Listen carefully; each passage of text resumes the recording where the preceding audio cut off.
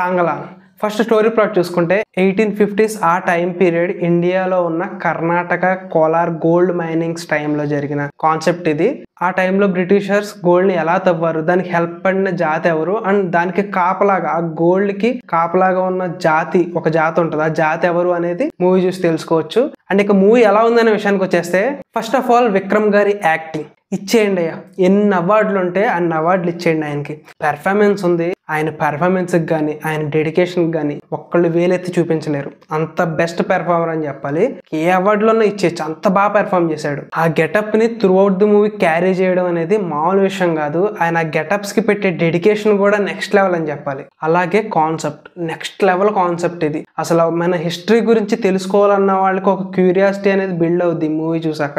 And ఇంకా ఎలాంటి movies రావాలని కోరుకుంటారు. బట్ మీకు ఎంత కాన్సెప్ట్ బాగున్నా, ఎంత యాక్టింగ్ ఎరగదీసినా సరే, పెర్ఫార్మెన్సెస్, ఎగ్జిక్యూషన్ అనేది చాలా ఇంపార్టెంట్. మీరు ఎగ్జిక్యూషన్ దెబ్బేస్తే ఎలాంటి సినిమా అయినా సస్టైన్ అవ్వడం కష్టం.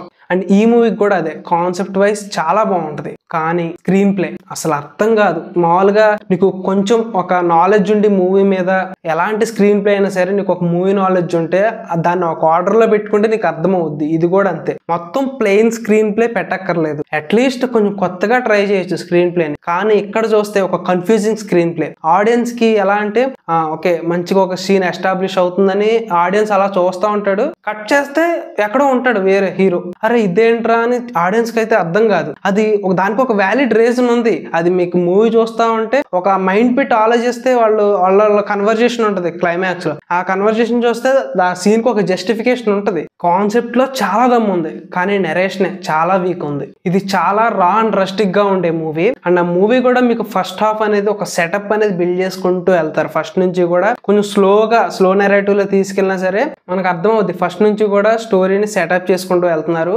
ఓకే బాగుంది. మన అక్కడక్కడ ఒక మంచి హైస్ ఇచ్చే సీన్స్ ఉంటాయి. ఫస్ట్ హాఫ్ లో ఒక యాక్షన్ బ్లాక్ ఉంటుంది, నాకైతే మత్తిపోయింది, అంత బాగుంది యాక్షన్ సీక్వెన్స్ అనేది. చాలా బాగా ఎగ్జిక్యూట్ చేశారు ఆ ఫైట్ ని అయితే. అండ్ ఆ ఐడియాలజీ ఏదైతే ఉందో ఆ ఫైట్ ని చాలా బాగా ఎగ్జిక్యూట్ చేశారని చెప్పాలి ఫస్ట్ హాఫ్ లో. అండ్ మీకు ఇంటర్వెల్ అయిపోయాక ఓకే మీకు ఏంటంటే ఒక స్టోరీని బిల్డ్ చేశారు. అండ్ ఇక సెకండ్ హాఫ్ లో ఆ స్టోరీ ఎలాగో సెటప్ చేస్తారు కాబట్టి ఒక మంచి రేసీ స్క్రీన్ ప్లే అండ్ వాళ్ళ కన్వర్జేషన్స్, ఆ సెటప్ అనేది ఇంకా నెక్స్ట్ లెవెల్ తీసుకెళ్తే మూవీ మీకు పీక్స్ కి వెళ్ళిపోదును. కాకపోతే సెకండ్ హాఫ్ ఆల్రెడీ సెటప్ చేసిన స్టోరీని ఇంకా ల్యాగ్ చేశారు సెకండ్ హాఫ్ లో, అక్కడ మైనస్ అయిపోయింది. చాలా స్లోగా ఉంటుంది సెకండ్ హాఫ్ అయితే. మీకు అసలు ఇంపార్టెంట్ ఆవి పట్టు అనేది మూవీకి సెకండ్ హాఫ్ లోనే ఉంటుంది, దాన్నే ఇక్కడ కిల్ చేస్తారు.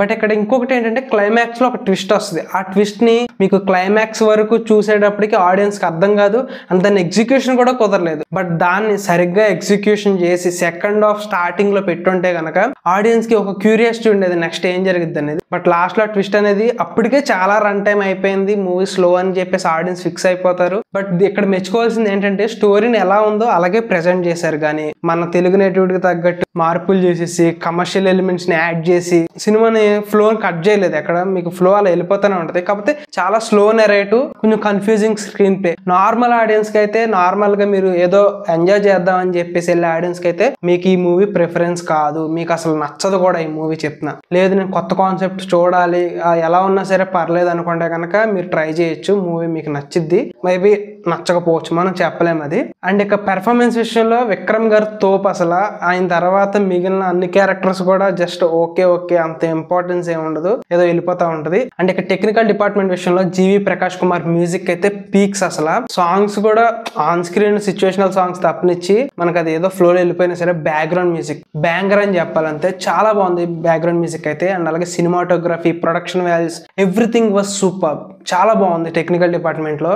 అండ్ ఇక తమిళ సినిమా అంటే మనం టెక్నికల్ డిపార్ట్మెంట్ లో తక్కువ చేయక్కర్లేదు, చాలా బాగా చేస్తారు. అండ్ ఇక ఓవరాల్ గా తంగలాన్ మూవీ గురించి చెప్పాలంటే it's an average film with peak content but low execution అని చెప్పాలి. సో ఇది తంగలాన్ మూవీ రివ్యూ అయితే.